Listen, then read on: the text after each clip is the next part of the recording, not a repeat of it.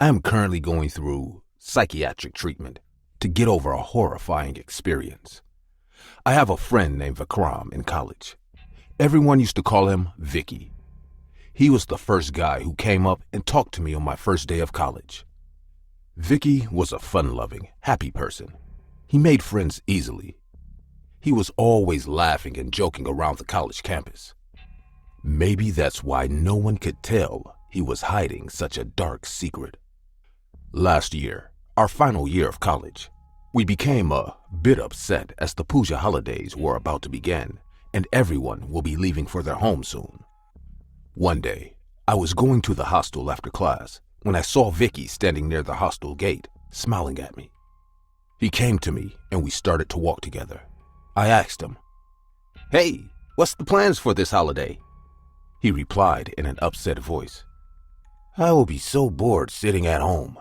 Don't know what to do, man." I agreed with him as I was going to do the same thing, sitting at my house this holiday. Suddenly, he looked at me and said, "Hey, you are free during Diwali, right?"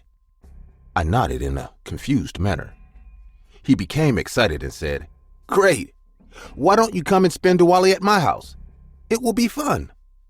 I thought, this is not a bad idea. Anyway, I am going to stay with my grandparents, so spending Diwali with Vicky will be quite fun. I immediately accepted his invitation. Vicky stayed in Mumbai. I, on the other hand, lived in Delhi. I told him I would do my bookings as soon as possible because it's hard to arrange tickets during the festival season. I informed my parents about this small trip, and we left for the festivals. Vicky told me that he won't be able to attend me at the airport because he had to take care of some preparations for the Diwali celebration, so he will send his driver to pick me up from the airport. The holidays came, and we left. I stayed for a while with my grandparents. I took a flight on the morning of Diwali and reached around 10 a.m. I already informed Vicky about my arrival before boarding the flight. As I exited the airport premises, I noticed a man wearing a driver's outfit standing outside. He had a placard on his hand with my name written on it. I walked to him and introduced myself. The man looked frail and weak. He had dark circles under his eyes.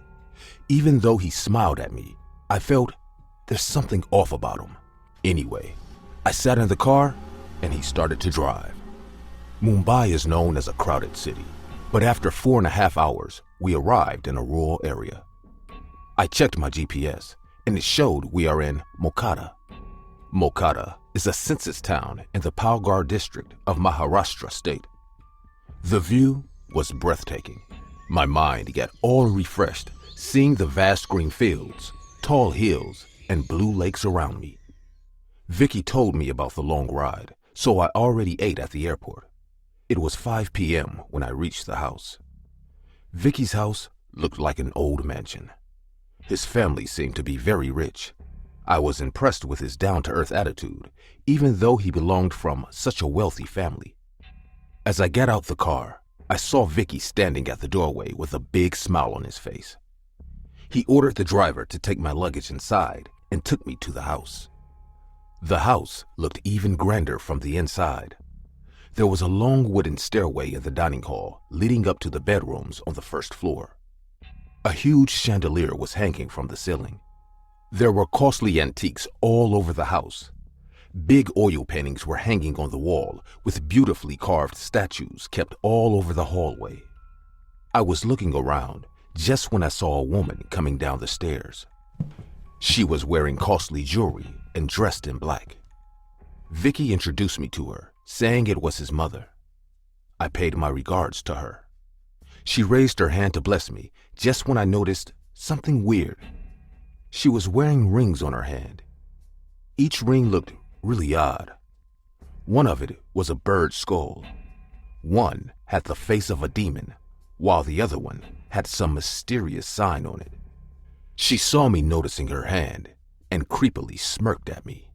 She then looked at Vicky and said, "Take your friend upstairs. We have arranged your brother's room for him." It's been 3 years now since Vicky and I are studying together, but he never told me about his brother. I turned towards him and said, "Oh, You never said you had a brother. Wouldn't he mind if I captured his room? Vicky started to hesitate a bit. This is the first time I saw him being nervous. Before he could come up with a reply, his mother said in a firm voice, "His brother lives downstairs. You have nothing to worry about." I didn't say anything more and walked upstairs with Vicky. There were 3 rooms upstairs. Vicky took me to the last room of the long passage. As I entered the room, I realized they have done remarkable arrangements for me. The bed had a new silk sheet. There were juices and fruits kept on the table. Clean towels and fresh sleepers were kept on the shelf for me. I told Vicky in a shy manner, "This is too much. You didn't have to do all this for me." He smiled uncomfortably and said, "Well, my mom insisted to make your stay as comfortable as possible. She did everything, actually." He then told me to get freshened up and come downstairs to eat. I closed the door and went to take a shower. I was enjoying all this luxury, but somewhere deep down my heart, I was having a weird feeling, like something is very wrong about this house. I thought, I am just tired from the journey, so I got freshened up and went downstairs to eat. When I reached the dining area, I saw a long wooden table lying in the middle of the room. There were different dishes and each looked very delicious. Vicky was sitting right beside his mother. On the opposite side, I saw a man sitting with a very old face. He wasn't old by age, but his face appeared very unusual. His eyes were dropping down, with heavy wrinkles all over the forehead and cheek. I sat next to him, and Vicky told me, this is his father. He had a stroke a few years back, so he is not in good health. I smiled and introduced myself, but Vicky's father didn't even look at me. He just kept staring at the plate. Vicky's mother told me to excuse him as he barely speaks or recognizes people these days. It felt very surprising to me that all these years, Vicky never talked about his family. We started to eat just when something caught my eye. There was another chair at the table, but it was empty. I looked at Vicky and said, "Hey, where's your brother?" Vicky's mom quickly replied, "My son is sick. That's why we keep him downstairs. We have arranged a 24/7 medical observation in the house for him. Hence, he can't come and eat with us. But don't worry, you will see him soon." When she said I will see Vicky's brother soon, I noticed Vicky's face turning pale. Everything was feeling very disturbing to me. I could see there was something they aren't telling me. After finishing dinner, Vicky's mother told me, "You better go and rest. Our Diwali rituals will begin at dawn, so if you don't rest, you won't be able to enjoy." I didn't say anything and went to my room quietly. Vicky told me he will come to get me at 3 a.m. before the rituals begin. Diwali is celebrated at night, but I never heard about any Diwali ritual that begins at 3 a.m. I lied on my bed, thinking about the sudden change in Vicky's behavior. I couldn't shake off the feeling about his brother's sickness also. The house and its people were being very creepy to me. Around 1 a.m. at night, I woke up hearing a sound from downstairs. I heard someone talking in a very low voice. I got up from my bed and tiptoed into the passage. I peeked from the wall downstairs and saw the driver carrying a man into his arms. Vicky was with him too. Both of them disappeared behind the stairs. I couldn't bear the mystery anymore, so I walked down the stairs to check what the hell is going on with these people. After coming downstairs, I saw lights coming behind a door under the stairs. This area under the stairs was so dark earlier that I could hardly notice the door. I reached the door and heard Vicky's mother's voice. She was chuckling in a very spooky manner. I put my eye, opening the door slightly to look at what's happening inside the room. What I saw, Vicky was standing near a wooden slab and his mother was standing next to it. She was dressed horrifyingly. A garland made of small animal skulls, were hanging from her neck. The room was filled with candles. There were huge satanic symbols painted all over the walls, probably with blood. And on that wooden slab lied a rotten dead body. I could tell from the decomposition of the body that this person had been dead for a long time. A foul, rancid smell made the air of the room heavy and hard to breathe. Suddenly, Vicky's mother turned to the driver and said, "You will go to the boy's room and inject him with this high-dose sedative in his sleep. Then bring him to us. I have waited so long for this moment. It is time to make my son alive again.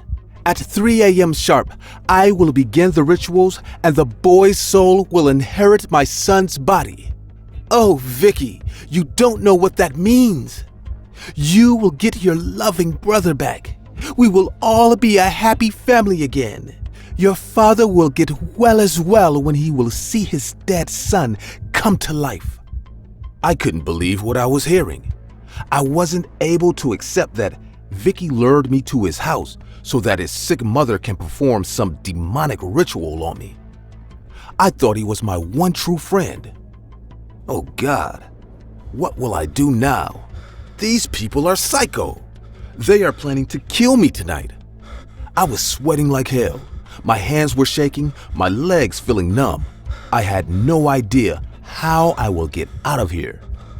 Where will I go in the middle of the night? The entire area is filled with forests and hills. I was in tears and sweat just when I felt a pat on my back. I would have screamed right then, but Vicky's father gestured me to be quiet by putting his finger on his lips. He held my hand and silently took me upstairs. I was out of my mind. I couldn't do anything but follow him. We got into my room and he calmed me down. He gave me the car keys and said, "You must leave immediately. My wife has gone insane after my elder son committed suicide. I had a stroke out of the same shock, but somehow accepted our fate. But she still believes dark magic can bring our son back. She brainwashed Vicky saying if he brings a boy to our house, they can put his soul into my dead son's body and make him alive again." The man started to cry in front of me. It was probably heartbreaking for him to see his entire family falling apart. But this was my only chance to get out of this creep show. I quickly packed my bags and came out of the house. As I started the car engine, I heard Vicky's mother shouting out loud, "Vicky, stop him! He is running away!" But there was nothing in the world that could stop me then. I pressed the accelerator real hard, and with a loud sound of tires creaking, I drove away. I noticed the house entrance in the car rearview mirror, and I saw Vicky standing there with a sad face.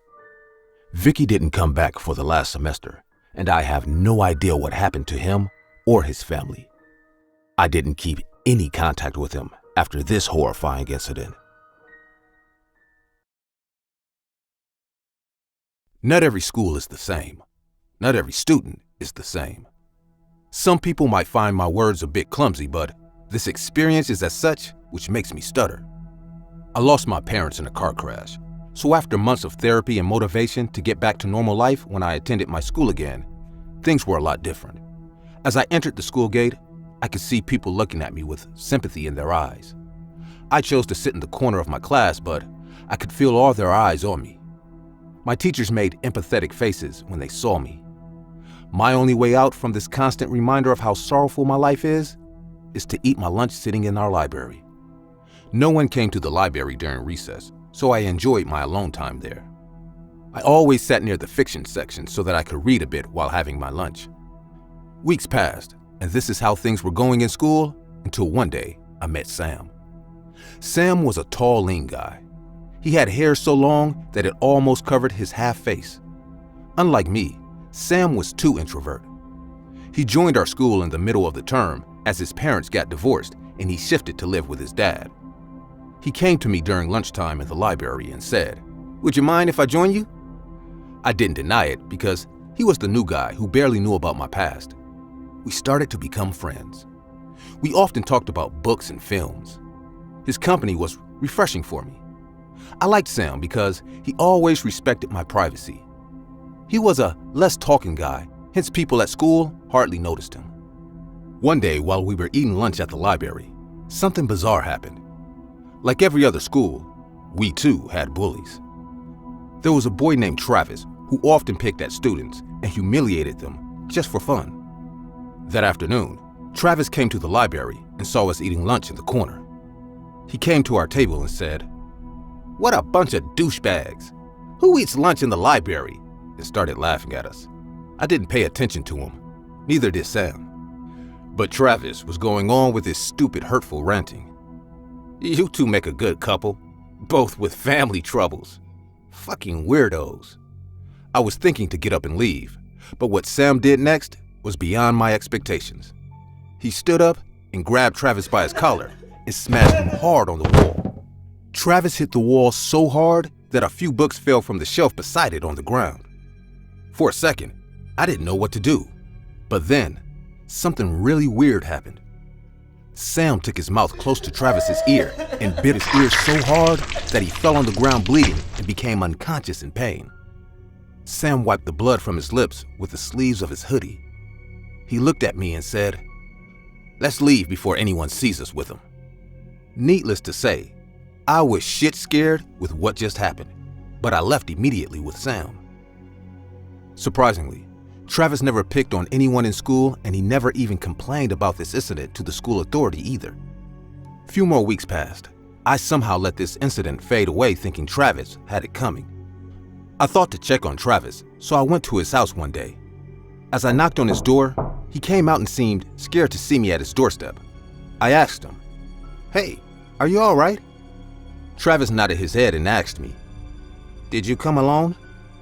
I was really shocked this time. I asked him, "Of course. You don't look all right. Is everything okay?"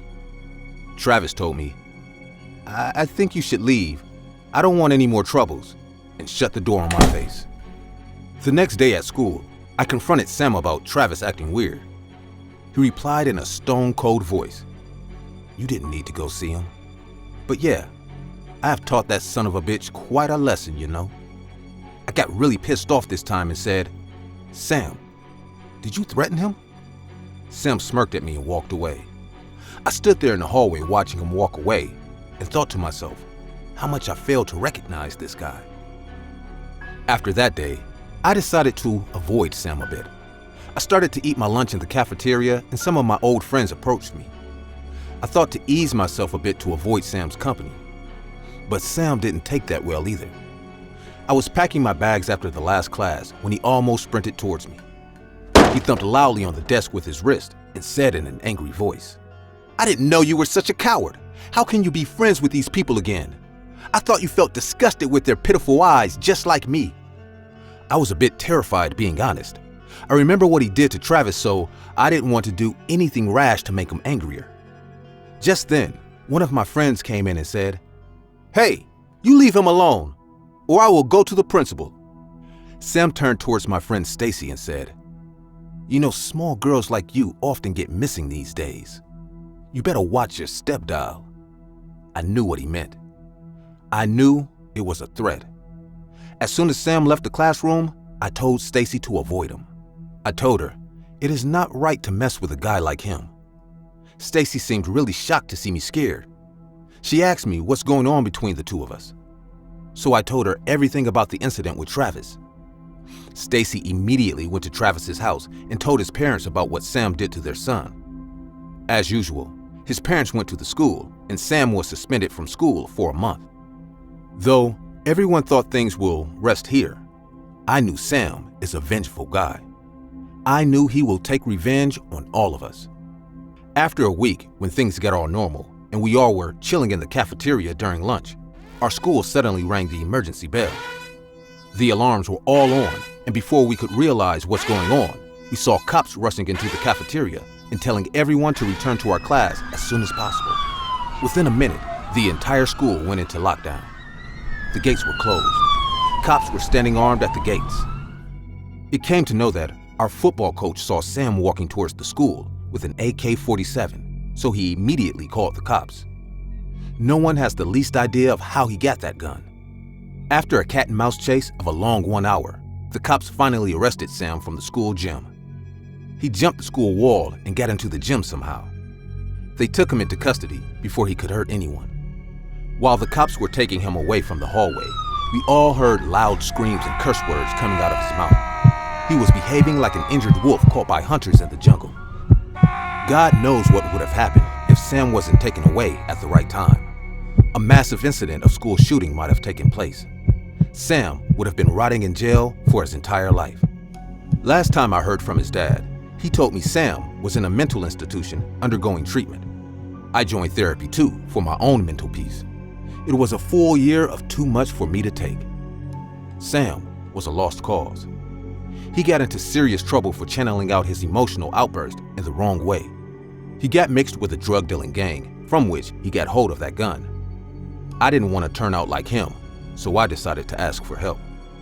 I request everyone to raise your voice and ask for help before it's too late. Mental health is as important as physical health. Repressed emotion can make us do things we will never dream of doing otherwise. I studied in a convent school. My father was in the army, hence he was away from us most of the time. I stayed in the school hostel.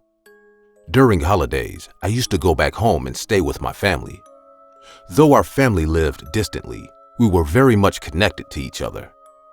I loved my school, as I made some really good friends there. I had 3 roommates, and we all stuck together in every class and each activity. Being a Christian foundation, our school had a strict time schedule. We had to wake up at 6 a.m. and get ready for our morning prayers and breakfast.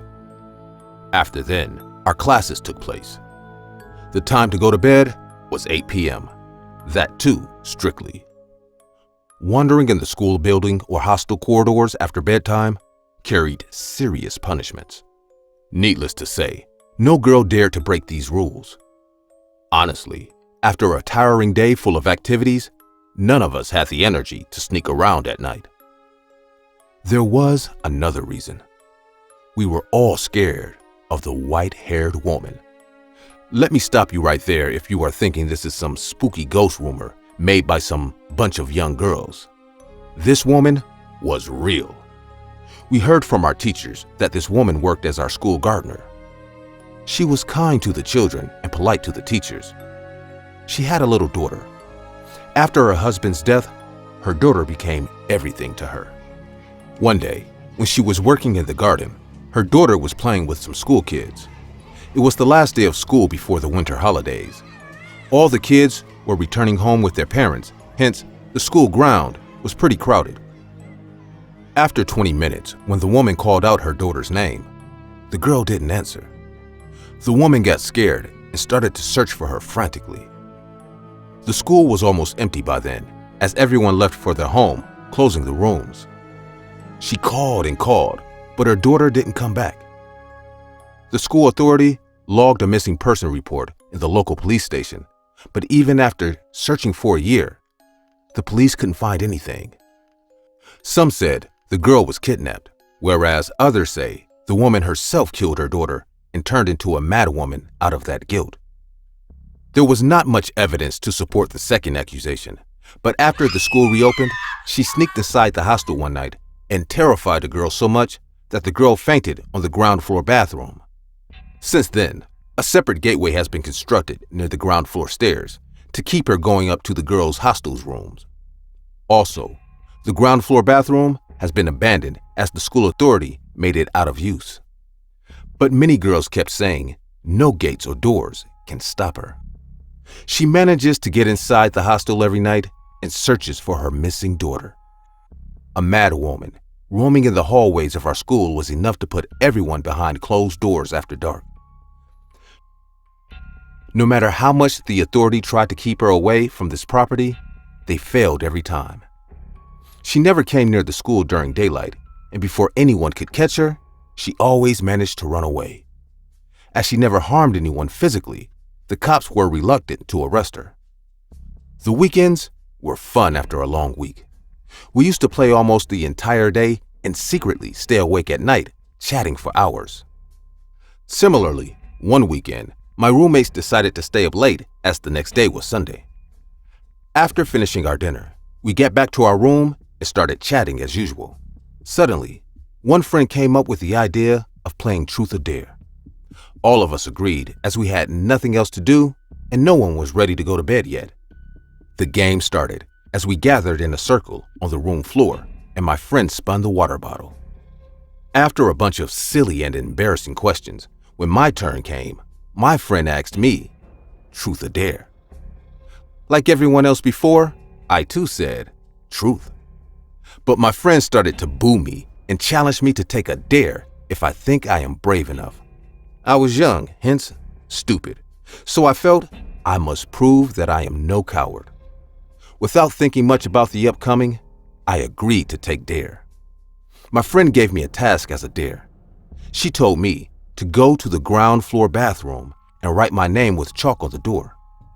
The next morning, they will all go to the ground floor bathroom to check if I had actually did it or not. I knew very well that if I don't do it, they will make fun of me for the entire session. So I gathered all my courage and said I will do it. I looked at the clock. It was 11 p.m. The entire hostel corridor was empty. Everyone was asleep. There was dead silence around me. I took my small flashlight in one hand and white chalk in the other. I silently opened the door of my room and tiptoed into the balcony. My heart was beating fast as I was really scared.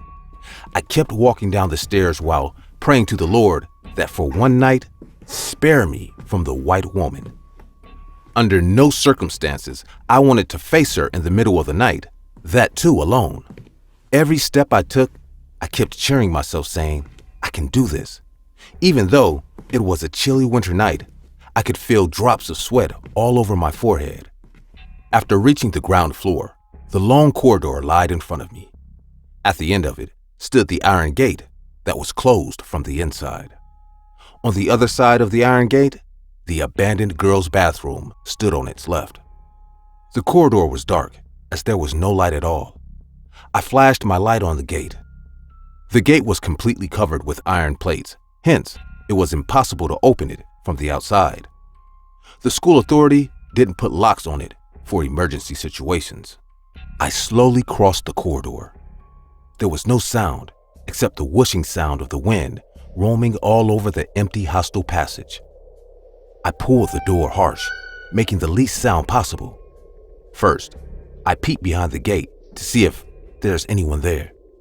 All I could see was the empty hallway leading to the main gate of our school. I flashed my light all over the hallway, and as far as my eyes went, I saw no one there. I heaved a sigh of relief thinking I can finish my dare quickly and get back to my room. I flashed my light on the bathroom door and started to write my name on it. Though it took me a second, I kept blaming my parents for keeping my name, Christine, which seemed like a really long word to me at the moment. I was almost finished writing the last letter, E, just when I heard a chuckling sound coming from a distance. The hairs on the back of my neck stood up like sharp needles. My hand was shaking like a leaf as I knew what to expect when I will turn around. I looked at the gate, which was about 7 to 8 hands distance from me. I turned around, gathering all the courage I had, and what I witnessed still scares me to sleep. A horrifying figure was standing 10 hands distance from me. A woman with big white eyes that haven't slept in decades, with her gray, dirty hair standing in front of me. What was more terrifying was the expression on her face. She had an elated face as her smile stretched from one ear to the other. I was stone cold and couldn't move. My eyes got fixed on her. She stood there for a few minutes, then her expression started to change slowly. But I couldn't understand anything anymore. She made a spine-chilling growl from her mouth and started to run towards me with her arms wide open in my direction, as if she will choke me to death if she catches me. I screamed at the top of my lungs and ran for my life. I almost smashed myself over the iron gate to get in. My hands got severely cut, and I was bleeding from my knees too. I ran up the stairs, calling out for help, and all I could hear was her heavy footsteps chasing me. The hostel matron woke up, hearing my screams. The next thing I remember was I fainted on the balcony near my room. My father filed a complaint to the school authority, questioning their safety measures. Due to every other parent's outrage, the school authority had to act this time for sending the woman away from the school property. The next morning, the cops were called and they arrested the woman. She was taken to a mental hospital. The story does not end here. Few months after this incident, the school authority decided to renovate the ground floor bathroom into a small storeroom to keep medical supplies. Workers came to clear the area and to change the flooring. As they opened the door and started to work, they made a horrible discovery. There were 6 small bathrooms on the left. When a worker opened the door of the last bathroom, they saw a tiny skeleton lying on the corner of that bathroom. The door had scratches of nails on it from the inside. Little nails were still stuck to the wooden door. We came to know that it was the gardener's daughter. The girl somehow came to pee here and got locked inside. As the school closed for an entire month, she couldn't come out. The school arranged a funeral, paying for her soul. Everyone was out of words. My father got transferred to a different country, so my entire family had to shift with him. I had to change schools, obviously. It's been 5 years now I left the convent, but I can't help feeling scared and sad at the same time when I think of this incident.